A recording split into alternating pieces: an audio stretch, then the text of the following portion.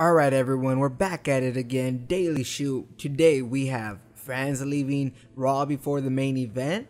It is being reported that on last night's episode of Monday Night Raw, the fans left the arena before the main event segment even aired, and the report would go on to point out that the crowd was dead and you could visibly see empty seats on television. Now this is pretty interesting. If you don't remember the main event that was on last night's episode of Monday Night Raw, technically Tommy Dreamer versus Braun Strowman was the main event. It was a main event match, but the main event segment was Sheamus and Roman Reigns kind of doing their big promo before the TLC event this Sunday, because they have a match, a TLC match for the WWE World Heavyweight Championship. And I will be one to testify that that segment was boring. Seriously, did Roman Reigns check his charisma in the parking lot? He was basically doing a bad impression of a John Cena promo.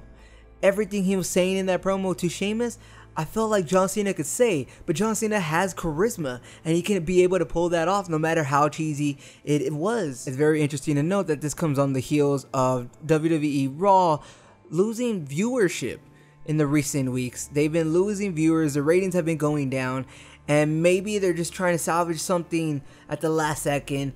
A lot of stuff happened. It might not have been good all the time, but stuff happened. I mean, you basically gave them the main event in the very beginning of Raw with that 16-man tag team match. It was all over the place. Hopefully TLC ends up being good, or at least alright, but I guess we'll see. Next up, new matches added to TLC event. Yes, I'm just going to go down the card really quick and tell you what are some of the new matches and what are the matches that have already been set for the card, because like I said, the event is this Sunday. First off, you have the TLC match for the WWE World Heavyweight Championship, Reigns versus Sheamus.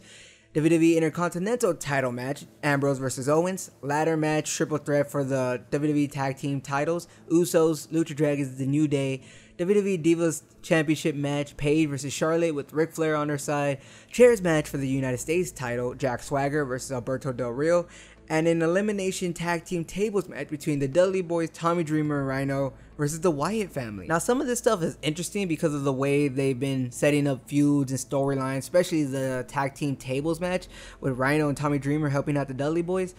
It could end up being an alright event, but like I said, we're just gonna have to wait and see this Sunday, and hopefully they can salvage anything, because that promo did not make me hyped for WWE TLC. Next up, Stardust sent to the hospital after Raw. Stardust mentioned on his private Twitter account that he was examined for fractures at a hospital in Charleston, South Carolina following his match with Jack Swagger on Monday Night Raw.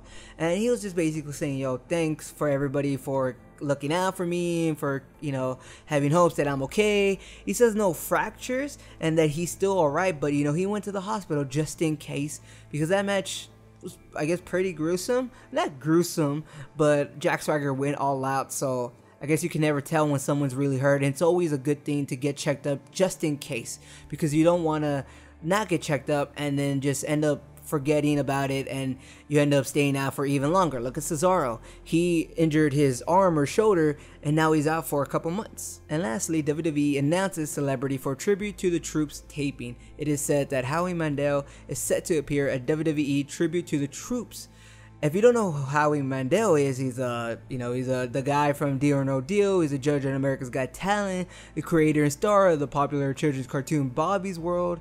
So, I mean, everybody should know Howie Mandel. It's kind of weird that they would get Howie Mandel. You think they'd get someone else, if anything. I mean, I would have thought Seth Green or something, but I guess this is a good thing. A tribute to the troops has always been an interesting thing that I like to watch, because, like I said, it is a tribute to the troops, and they put on an event for them overseas a lot of times, majority of the time. So it's usually good every year. It's never horrible. It's just alright, you know, it's something for them. So I'm looking forward to it.